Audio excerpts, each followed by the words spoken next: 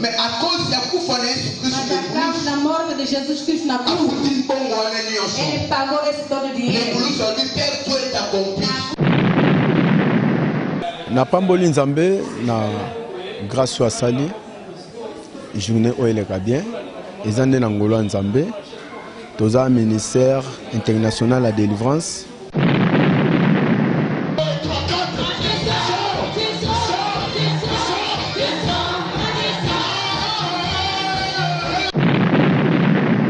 Parce que véritable eau, c'est Jésus-Christ. Toujours on va partir, il y a la Bible, et pamboli biso makas, vraiment bana nzambe belé, ba comprendre que tous on a source. Muita gente foi abençoada e também Deus operou bastante nas nossas vidas.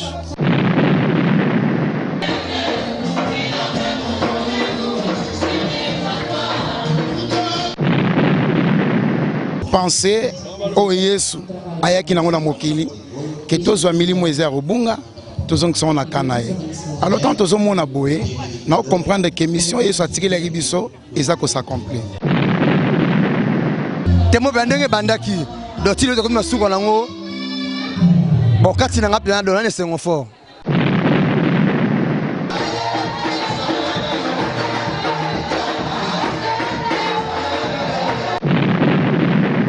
Mas gostei do encerramento, da pregação e de todas as partes.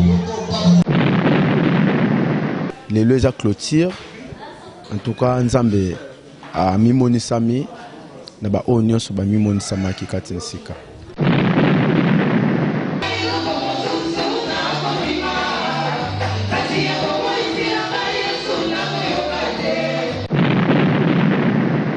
Vraiment tolegisi milulu ya kitoko makasi longo na kolo oya motuya na yebi ke bana na nzambe nyonso bayaki babimi pamba te bazwi biloko ya motuya.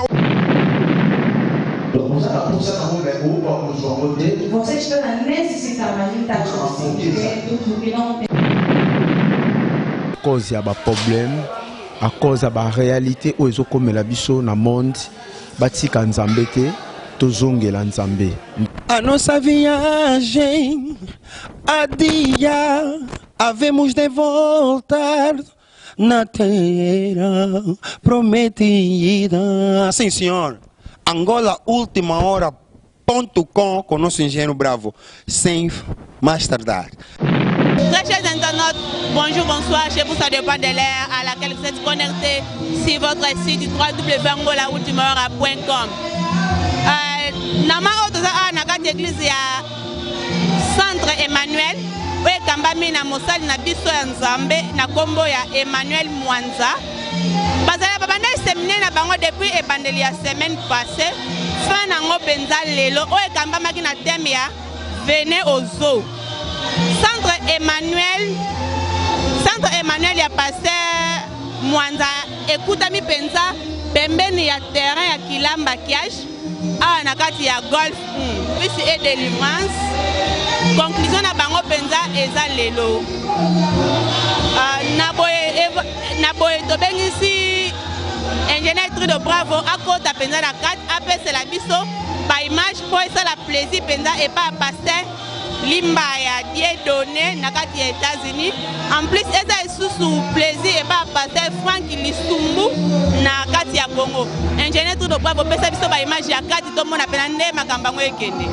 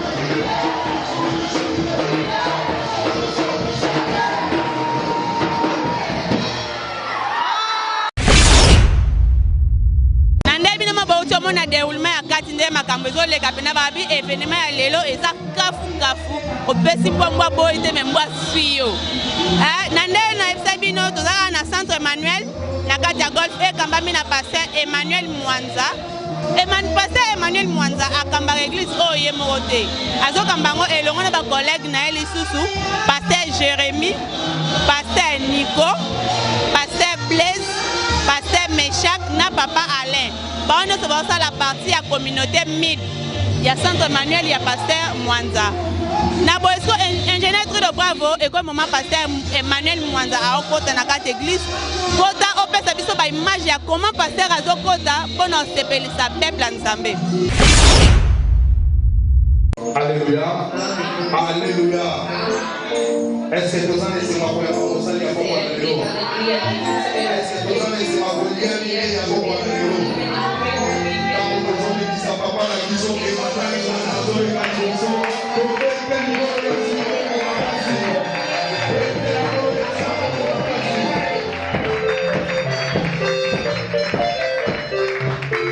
Amen. Amen, Michel. J'aurais laissé présence en Zambé. Ça va pas beaucoup moins manquer. Pas de changement. Bon, on s'en va de mieux dans ce Veja Deus desfrustado. Bien. En ça, on va le mot ça. Minha madeira que tem água operante. Nós trouxemos nossos encargos a Deus. Trouxemos nossos problemas a Deus. Porque Ele é a solução. Diga a Deus, Pai. Dá de hoje. Eu quero que tu me faça bem. Eu quero ver-te. Em nome de Jesus Cristo. Oremos a Deus.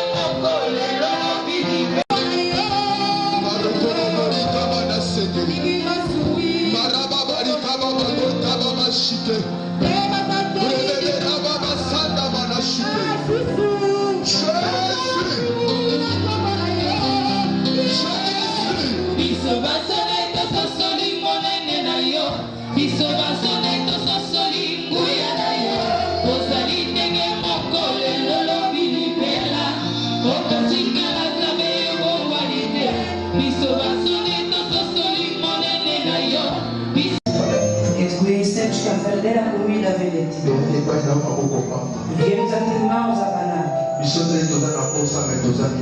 Nós estamos a necessidade, faltamos dinheiro. É porque tu pagaste tudo para nós. O seu nome seja louvado. Nesse momento fala para nós. Em nome de Jesus Cristo. Amém. Amém. Amém. Amém. Seremos Amém.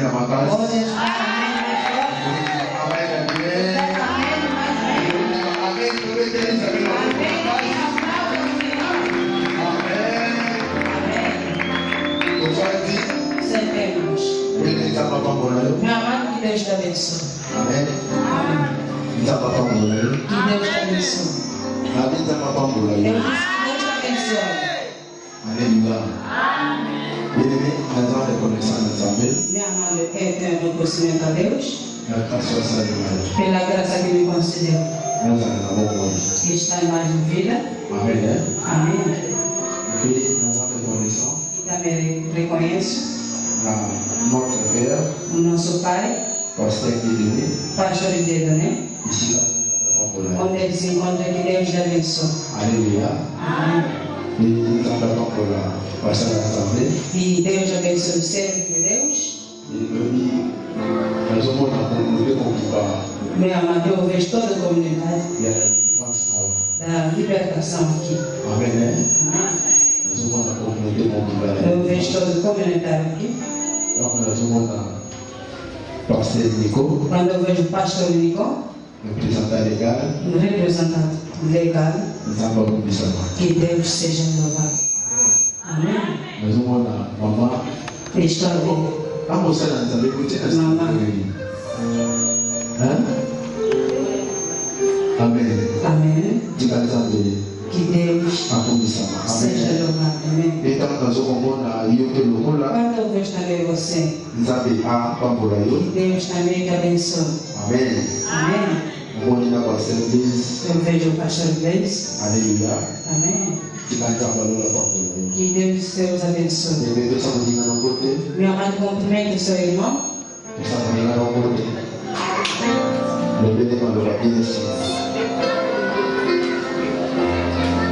Amen. Amém. Bebê diga de pambulayo pambulayo. Que Deus te abençoe. Nebi de Deus ali.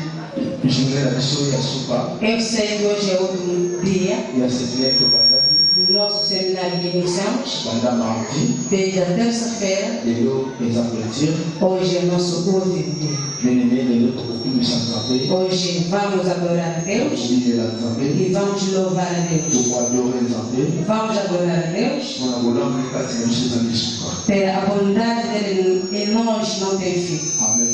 Amém. Bien-aimé, Meu amado, le bandaki programme dans ce matin mardi. iniciamos nosso programa de terça-feira Le jour de la terre du Moko, venez aux eaux. e estamos a falar do tema Venha a Água. Amen. Amém. Donc, le bandaki mardi, Os irmãos que estiveram aqui na terça-feira bandaki béni. foram abençoados. Nous avons la livre à Esaïe 55. Tiramos o livro de Isaías 55, Au bandana 1. desde o 1. Isaïe zolo ake. Isaías está a dizer: Yo kozala posa. você que está com sede, Appelle à Sosalabatu. apelo que ele está a fazer às Só pessoas. kozala posa. A pessoa que está em sede, Ya mai. tem sede da água. Amen. Amém. Mais. Mas Bon, on sort de la main exactement. não tem dinheiro para poder comprar. Alléluia. Amém. Abi yo ozala posa ya komela. Se você que quer beber água, Mais ozala mbongo te. mas não tem dinheiro, Ozala posa ya kolia. você que quer comer, Mais posa nde mas não foi te dado. ozala posa ya komela miliki. Você quer tomar leite Vino. ou vinho, Mais posa nde mas isto não foi te dado. Amen. Amém. Donc ozala posa na ngo mais oba kozwa ngo te. Você está necessitando, mas não está conseguindo porque não tem dinheiro. Ezaka permis pour na bato moko baza na besoin. É só permitido para aqueles que estão necessitados. Abi nasaleli yo grâce pour kozwa ngo yo. Ele nos concede a graça para vir a embora. Alléluia. Amém.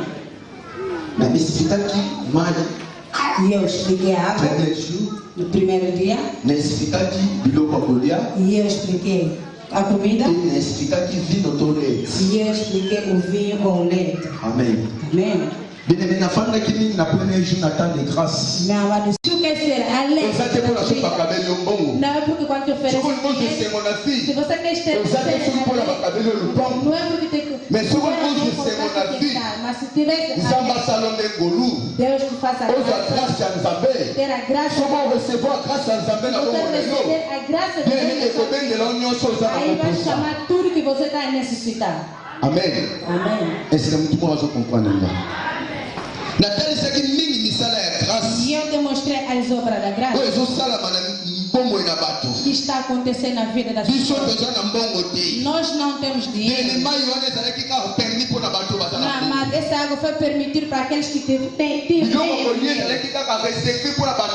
comida só foi reservada para aqueles que têm dinheiro. A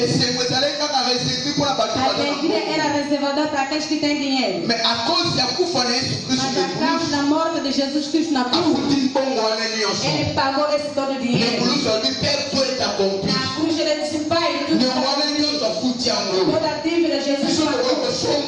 Nós não podemos pagar. Já comprou para nós. É o Jesus Cristo de Nazaré. Amém. Que Deus te abençoe. No segundo dia, mostra a obra da graça. No terceiro dia, mostra também as obras da graça. E tesouro de Davi. Davi que foi filho de Isaías. Amen. Segundo rei de Israel. Après Saoul. Depois de Saul. Quando ungiram Saul. Desobediência de Saul. Deus virou as costas a Saul. Disse a Samuel. Eu estou te vendo que estás toda a vez. Você está aí na beira da morte. Você não pode morrer se não cumpriste essa missão. Aleluia. Não, mas eu estou te dizendo. Tem coisas que Deus preparou só por você para cumprir. Você não pode morrer. Tem a ficar uma missão para cumprir. Fica a missão com o Gil Saul. Mas já não está preparado. Vai ungir o Davi na casa de Isaías. Eu disse 3 pontos. E Davi conseguiu na vida. E esses 3 meses é para se aproximar na casa royal. Porque ele foi preparado ao ser rei. Olha, outros problemas que acontecem na vida. E se aproxima ao lado da promessa de Deus. E se aproxima ao lado da promessa de Deus. Sem isso chegar na vida. Você não chegará no cumprimento da promessa de Deus. E eu disse, iniciou na sua casa. Davi foi escolhido além de seus irmãos. Ele foi o último. O pai nasceu hoje. Davi foi caçula. Olha, 7. Ele tinha capacidade. Ele também podia tomar esse rei. Eles também foram soldados. Mas o Davi, ele foi simplesmente criava cordeiro. Mas a graça de Deus desceu nele. Quando Saul veio na sua casa, Davi não teve lá. Amém. Davi não se Samuel entrou em casa. Quando entrou em casa, Isaías recebeu o servo de Deus. Deus fez da graça. Samuel disse: Deus mandou a missão para ungir. Onde que eu andar com ele? É o óleo do rei. Ele entra nessa casa. Não pode jogar. E não ficar nessa casa. O óleo que está na tela de Deus é o óleo de Deus. É capaz de fazer entrar uma coisa. Não pode jogar aqui. Não percebe a cabeça de uma pessoa. Sentar nesse lugar.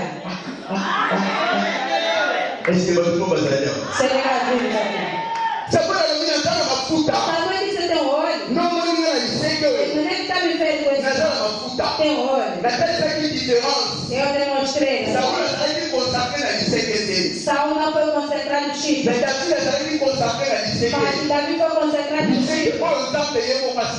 O Chile que Deus colocou não foi criado pelas pessoas.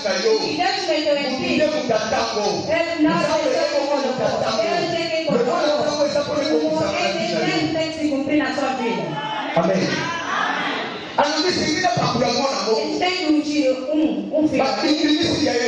Fizeram sair o primeiro filho. Mais Élodie était. Também disse não. Mais il faut comprendre bien.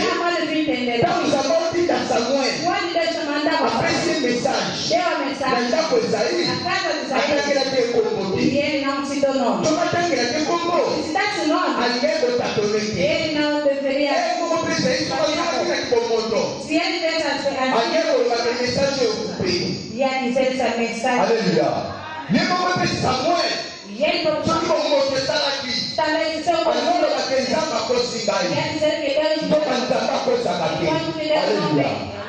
Il y a des palais qui étaient. Il y a des sacs qui étaient. Et comme il dit la septième, quel est le yété? La ville est allée qui est dans Tamba. Ça va le dire après qu'on m'a d'accord. Ça n'est pas comme nous doit la faire. Il faut que nous la table à nous doit. Alors il est-ce que va finir? Amen. Est-ce que va finir?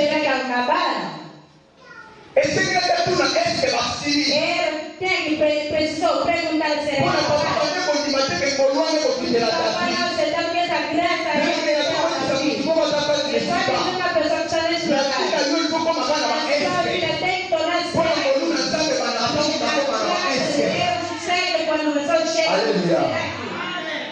Amen. Aqui est-ce que va finir? Perguntou, será que acabaram? Isaías disse que ficou. Mas aquele eu não sei. Pela idade ele já é criança. Amém. Amém. Na idade mesmo ele é criança. Aleluia. Amém. Na idade mesmo é criança. Se ele também no estudo, ele não tomou tempo de ir à escola. Ele falou sempre que ia à escola. Só a vida mesmo assim. Veja essas crianças que criam, se você não bem fica mais velho. Uma criança me deu sua canção, às vezes canção, outro comprido. Aí mesmo uma carne só com seu pau na mão. Amém. Amém. Aqui também em cima do pau está controlado. A vida dessas crianças assim. Também pode tirar os bichos no seu animal. Pode também comprar jinguba também fora. Para ele não controla. E ele tudo que vai tocar vai comer. Amém. Até que ninguém vai o animal no corpo, ele não vai ligar. Porque é a sua vida. Isaías ficou um filho. Mas ele não está vivo. Esse filho, ele está criado. Ele é muito. Ele está vendo, já está no céu. Tem que ir buscar para vir. Ou às vezes você não podemos fazer isso. Isso é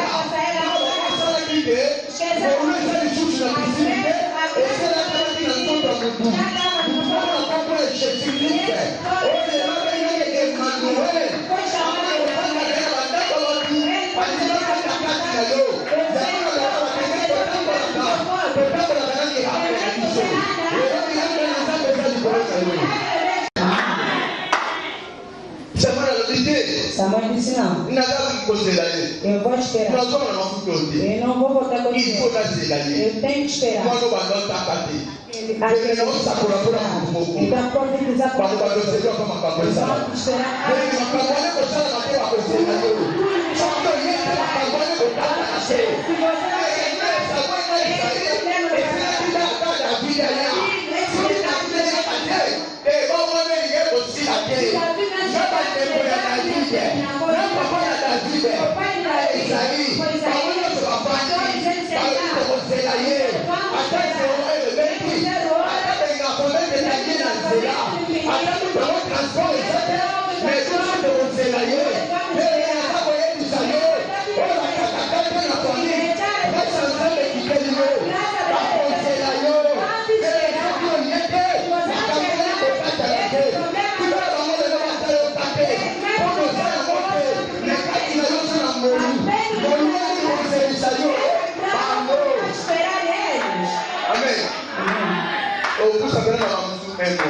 Às vezes também pode ser.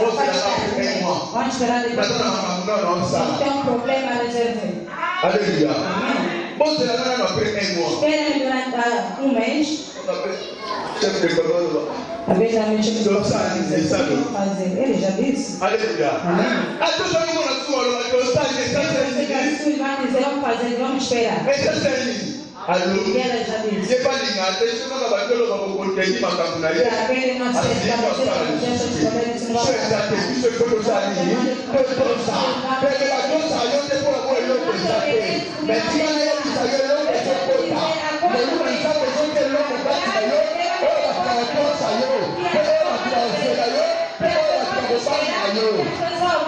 Amen.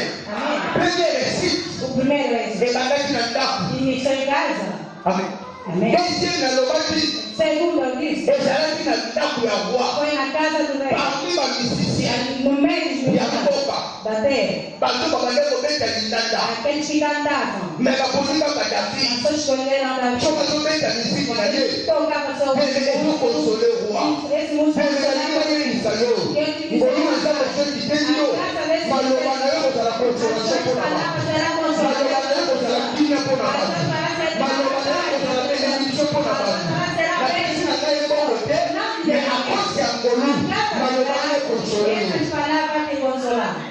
Consolação é saúde. Consolação de saúde. Não foi também o remédio. Também não foi essa mulher.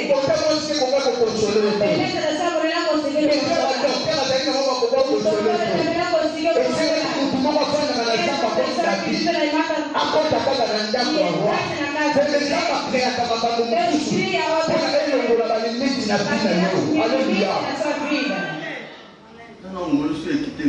Vejo da graça se vencer.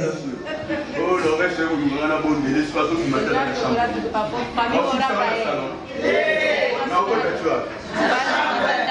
Amen. Bon, qui peut miler la femme là?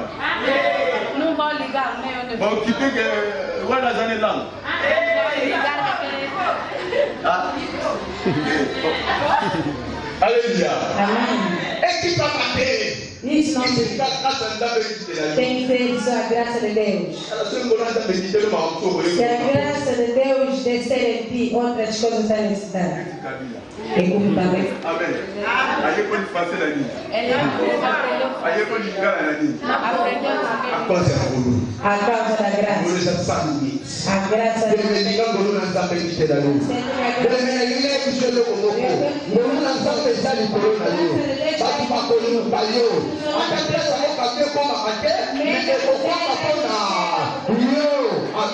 essa não chegará para ti. Aquele que não vai dizer. Todos músicos. Só escolheram ele. Terceiro. Era a batalha do Golias. Aleluia. Amém. Durante Golias humilhou o pai. Humilhou o presidente. Humilhou esse nome. Durante o ninguém podia. Os irmãos também tem também o rei. Todo igual. Solução para uma pessoa que vem chegou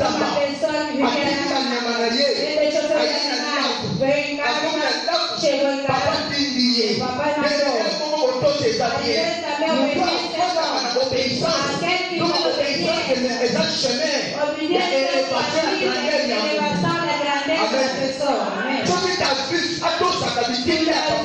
Não obedecia. Também tinha que chegar a Deus. É só dizer a Deus. Não tem na batalha. Era preciso combater para você sair de campeão. Nunca posso sair campeão sem combater. Aí que sair campeão, eu tenho que combater. Quando está combatendo, tem que enfrentar ele vai tornar vencedor. Amém. Amém. Como ela disse para a vida? Não tenho, não posso combater. Que está dentro do tempo de Deus.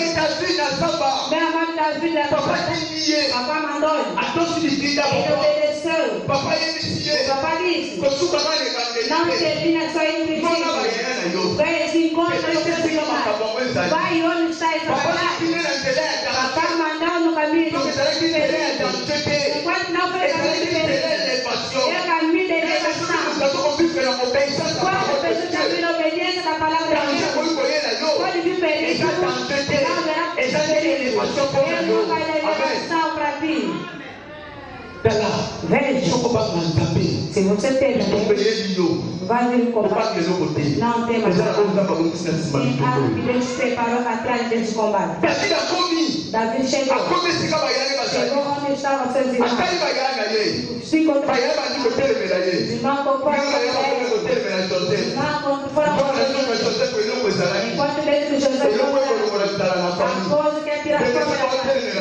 Se estão me encontrando, tem algo que vai tirar fome na família. Fora contra Davi. Nós te conhecemos. Você entra na você é muito perigoso. Você onde está o problema? Davi disse, eu só obedeço o que para Davi ouviu. Golias levantou. Estou ofendendo. Ele mandou Davi entrar nesse combate. E Davi viu. Golias ofendia a Deus. Você quer que Deus chegue na sua paz? Não aceita que vai estragar. Entra no trabalho. Davi viu de maneira que ofendia a Deus. Deus diz a ele. As pessoas que Golias levantou para ele. Deus diz a ele. Humilhava Deus diz a ele. Isso doeu Davi no coração. Para quem pode ofender meu Deus? Para quem humilhava o meu Deus? Filho de Deus tem que sentir dor. Contar a obra de Deus na sua família. Entra nesse combate. O filho de Deus tem que sentir dor. Quando ofender ao trabalho de Deus, mas nós somos primeiros.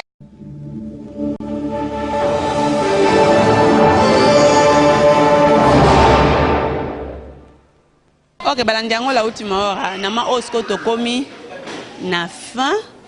Il a sorti, il y a bandimignon sur l'église na biso. Il y a bino ne bandelike no église kambami na mosali ya Nzambe moko Emmanuel Mwanza. Emmanuel Mwanza, pasteur Emmanuel Mwanza, il moko en personne. Asa apona sko lo belabiso dès le début, il y a événement oyo et banda qui a venu aux kino lelo dimanche et comme suite F1, il y a venu aux sentiment na yo et ça comment pasteur Na pamboli Nzambe na grâce à Sali journée oeleka bien ezande na ngolo Nzambe toza ministère international à délivrance oyo eza communauté munene et apôtre Dieu donné Limbaya biso to kamba awa na Luanda na grâce à Nzambe to bandaki milulu na biso mardi lelo eza clôture en tout cas Nzambe a mimonisami na ba onyo so ba mimonisama ki katinsika. Ok, sentiment na yo depuis mardi ba obando sala ba plainte lelo dimanche récite ya séminaire na yo ezande ni komona peuple de Dieu nyoso o bazalaki awa. Sentiment na ngeza po na zane sengo ezaka grâce à Nzambe. Ko bana mardi Nzambe abanda sala penza miracle.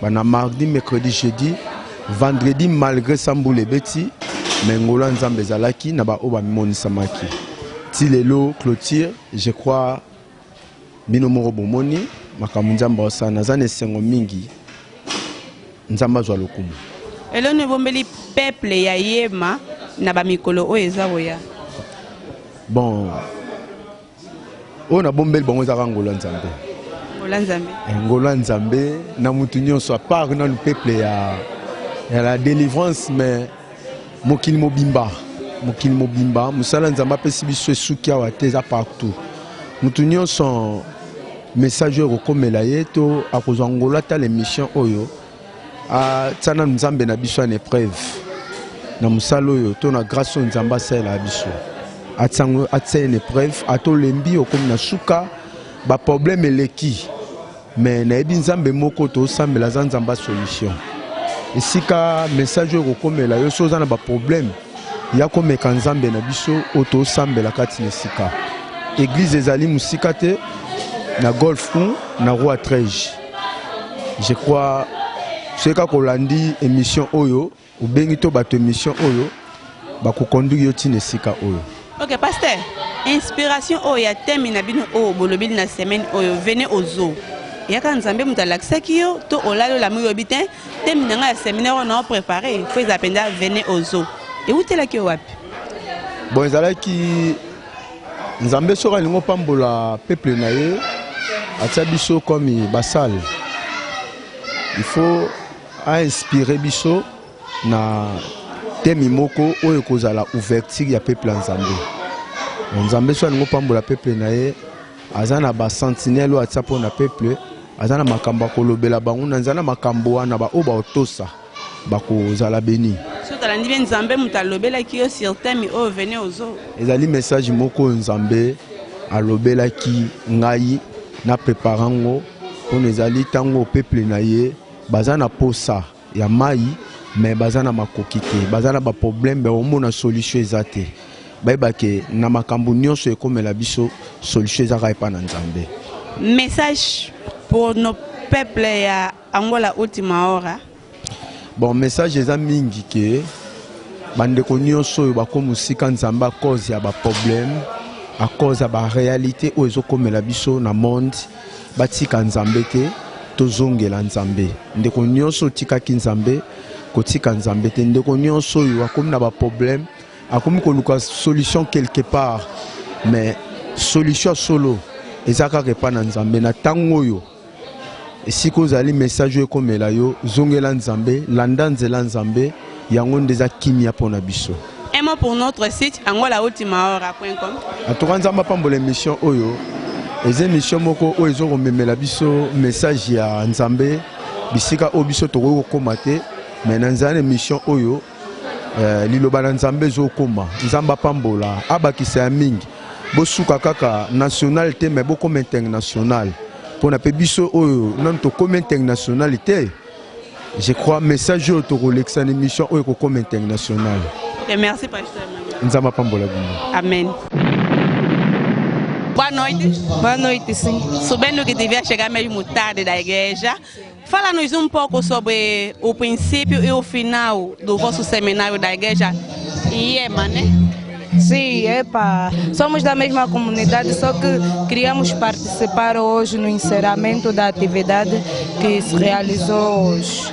Então, para explicar o princípio, não sei, porque só a minha primeira participação foi essa, dessa vez do encerramento do programa, mas gostei do encerramento, da pregação e de todas as partes. Gostei. Obrigada. Obrigada a eu.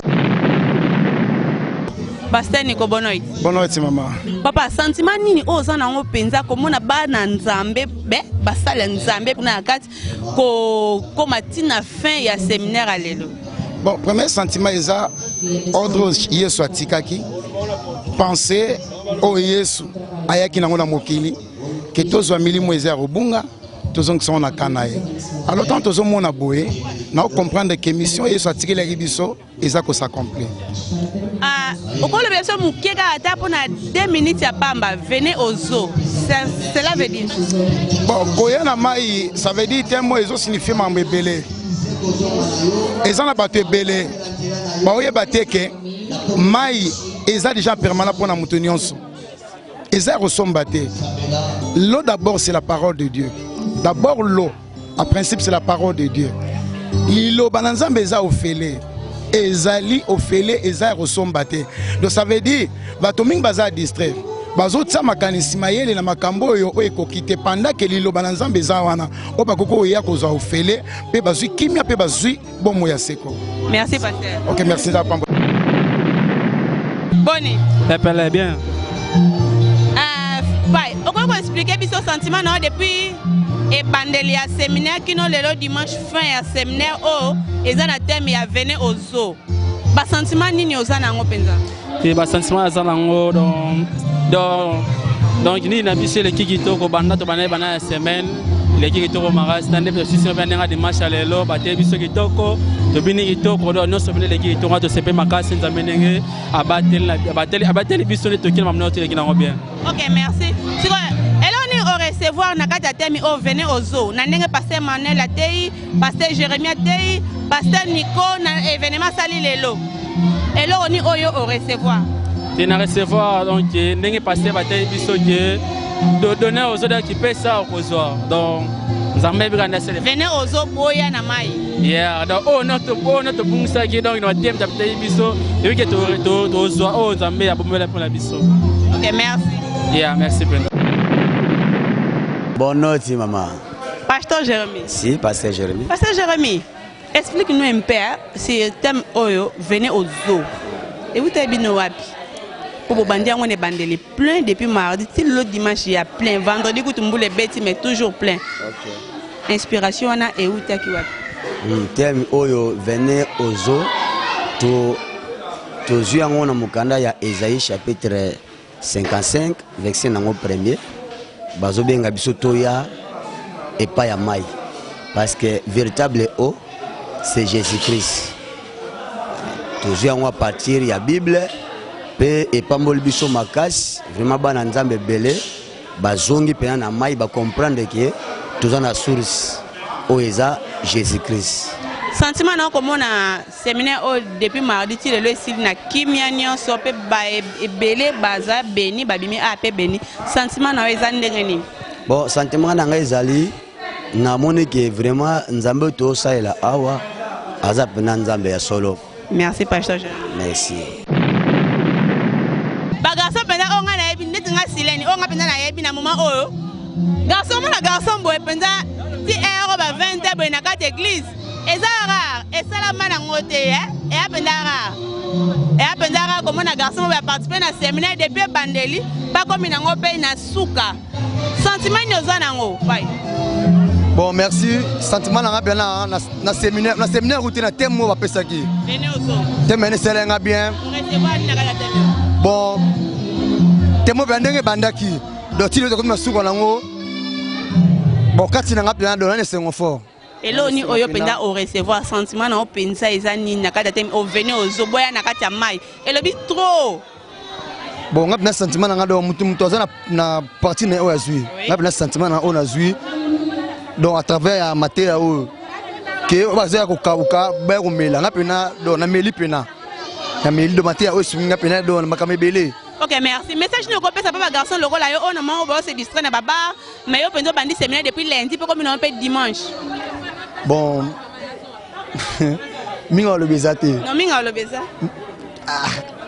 Bon, on va y aller ba mona. Message ni yo ko transmettre ba garçon local la yo ba se distraire na ambiance ya mokili oh mais yo penza ko talo boé mais ozana kati église.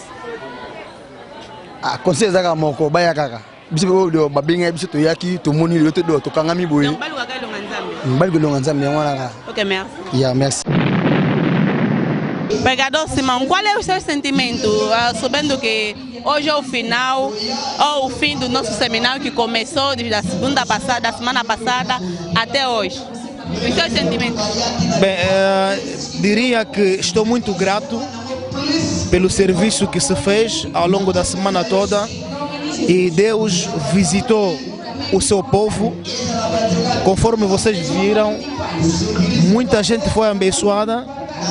E também Deus operou bastante nas nossas vidas. Quando se diz vai às águas, sim senhora, a própria água que é a palavra de Deus, e a Bíblia diz que Cristo é a verdade. A única coisa que pode ser a verdade deve ser a palavra. E então nós fomos e vamos nas águas à busca da salvação. Vamos à busca dessa palavra verdadeira que traz a bondade e que faz com que as pessoas façam proezas nas suas vidas. E somos gratos. Para mim, isso foi muito positivo e, conforme viste, muita gente respondeu e estamos gratos perante o nosso Pai. Obrigada. En tout cas, nous sommes vraiment bénis parce que tellement de tellement qui t'ont commis. Venez au zoo, cela veut dire Boya na mai. Venez au zoo. Donc, on a compris déjà que Moutounio soit dans la posa, il faut que na mai. Mai est la parole en Zambé, la parole en Zambé n'est pas faisable. Sentiment on a fin à séminaire à l'Éloïsandeni. Donc, sentiment parce que Moutounio soit béni, parce que Moutounio soit poussé ni pembe na mai. Merci. Ok. Je suis secrétaire de l'Église. Secrétaire? Sim. Secretário-geral da igreja? Sim. Qual é o seu sentimento começando o princípio da semana com o tema Venham as Águas até o final, que é hoje no domingo? E a liboso na linga aqui na comissão Nzambe mingi, oya za mettre a temps et circonstance, tant oya pesi biso vraiment to bongisa ki milulu. Moi ko imaginer kaka muke na mtema puisque batu oyo to invitaki mingi peut se présenter demain. Nzambe lokola za mettre à taper à circonstance. Vraiment to legisi milulu ya kitoko makase longo na kolo. Oya motuya na yebi ke bana na Nzambe nyonso bayaki. Babimi pamba te bazu biloko ya motuya o Nzambe abongisaki pona bana na ye. Tu peux nous expliquer un peu venez au zoo. Selon yo oyambiango comment thème o penza ya semaine na bino venez au zoo boya na mai. Bon, venez au zoo, ezali thème principal oyo tozo sale la mikolo yo. Soki tozo bela venez au zoo, na yebite mutu akoki kokanisa zoo ya mikuwa to zoo nini. Donc tant tozo ba venez au zoo tozo da zoo oyo ya mai. Eza na bato ebele lelo baza na soif. Soif wana ezali peut-être ya biloko akolia te, ya mbongo te, ya koyoka liloba na Nzambe. Mais peut-être nanu bakutani te esikani bakoki kozwa liloba na Nzambe. Comment ko benga peuple de Dieu baya na mai? Vraiment. Tozo benga peuple de Dieu na nzela ya enseignement, ya kokita na terrain, pona kokende kosala suivi ya ba membre, baya epai na nkolo, sengeli peuple a comprendre que tangu vraiment ebelemi oyo nkolo aza na posa ya batu na ye, esengeli kopusana. Pote moto akoya la présence ya Nzambe yene akomela mai mai oyo ezali ya bomo ya libela soki oyokaka nzala biloko mosusu na zo oyo tozolobela soki omeli yango okotikala koyoka suposa mai te. Ok, merci. Mutu oyo akopesa mai aza n'importe qui te. Mai oyo nga nakopesa yo te oyo pasteur emate mutu azopesa bato mai oyo ye moko Yesu Masiya mokonzi ya milimo azopesa epai ya bana na epona ba vie ya bana échanger. Merci Pai. Vraiment merci beaucoup. Na sepeli mingi tamba batela bino na musala bosali ape apambola bino mingi.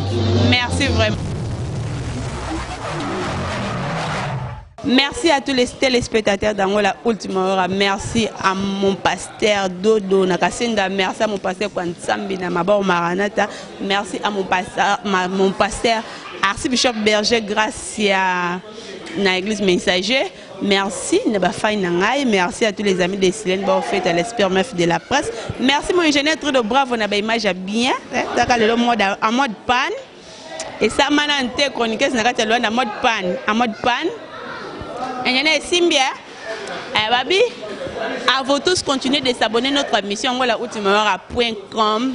Babi, pour rechercher Silène Baofet, contactez-moi dans mon numéro au mon et ça, et ça, grande fille, ça, école. Bye.